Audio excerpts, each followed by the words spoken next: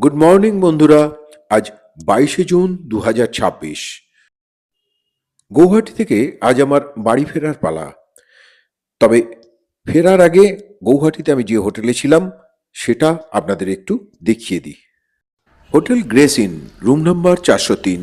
আমরা মেঘমাই ট্রিপের থ্রু দিয়ে এই হোটেলটি বুক করেছিলাম।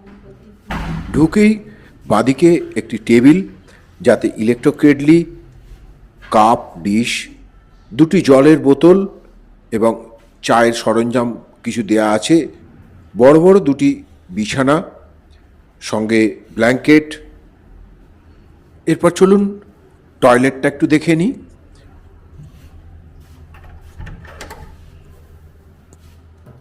কোমোড রয়েছে, টাওয়েল রাখার জায়গা বা জামা কাপড় রয়েছে, এই পাশে রাখার জায়গা, ওপরে গিজার আছে, আয়না রয়েছে, বেসিন রয়েছে, একটা বালতি, মগ, একদম ঝকঝকে বাথরুম।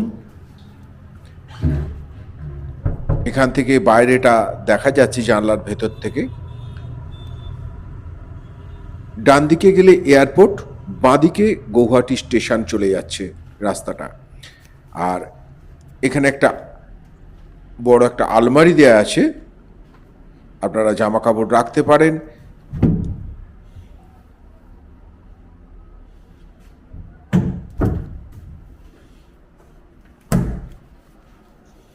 আলমারির ডান পাশে একটি সোফা, তার পাশে রয়েছে টিভি, একটা ছোট টেবিল মতো, আর এখানে আছে একটা আয়না।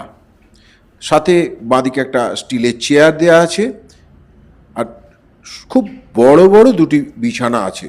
না, এটা কোনো পেড প্রমোশন নয়, এটা আমার রুমটা সত্যিই ভালো লেগেছিল, তাই আমি এটা আপনাদের সামনে তুলে ধরছি। এসি রুম, লাইটিংয়ের ব্যবস্থা খুব সুন্দর, সত্যি রুমটা যথেষ্ট ভালো। এবার চলুন রুম থেকে বেরিয়ে আমরা নিচে রিসেপশনে যাই। লিফট আছে, তবে এই ফ্লোরটাতে আমরা হেঁটেই আপনাদের দেখানোর জন্যে হেঁটে নামছি, সিঁড়ি দিয়ে আর কি। এটা রিসেপশন এরিয়া। আমরা সেকেন্ড ফ্লোরে ছিলাম।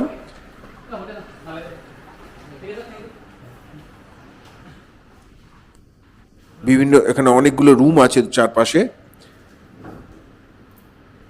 তারপর রিসেপশনে বসার জায়গা। চলুন, আমাদের গাড়ি অলরেডি নিচে অপেক্ষা করছে, সেখানে যাই। এখন এখান থেকে যাব কামাখ্যা স্টেশন, এবং তার জন্যে অনলাইনে এই অটোটাকে বুক করি, এবং তার জন্যে আমাকে পে করতে হবে 216 টাকা।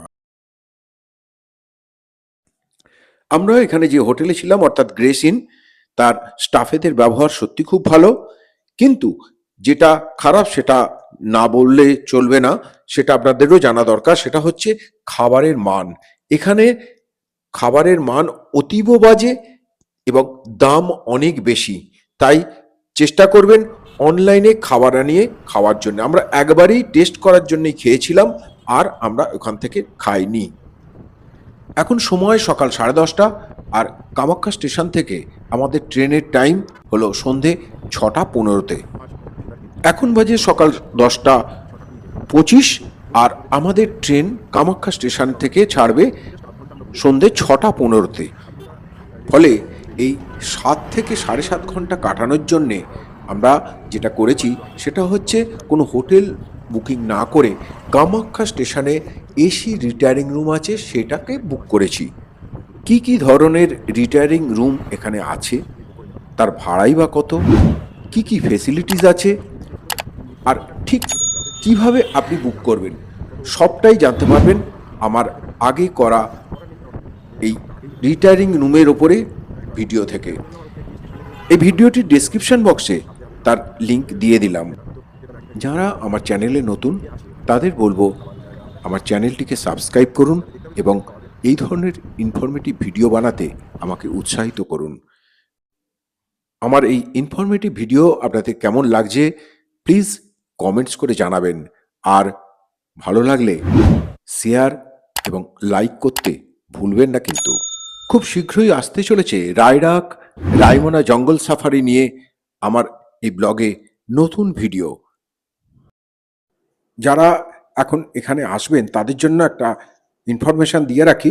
এখানে যাতায়াত ব্যবস্থা সত্যি খুব ভালো। অহেতুক গাড়ি বুক করবেন না আগে থেকে। এখানে বিশেষ করে বাসের ব্যবস্থা সত্যি খুব ভালো। এখানে এসি বাস প্রচুর চলে। শেয়ার গাড়ি হিসেবে টোটো, অটো, কার আপনি পেয়ে যাবেন।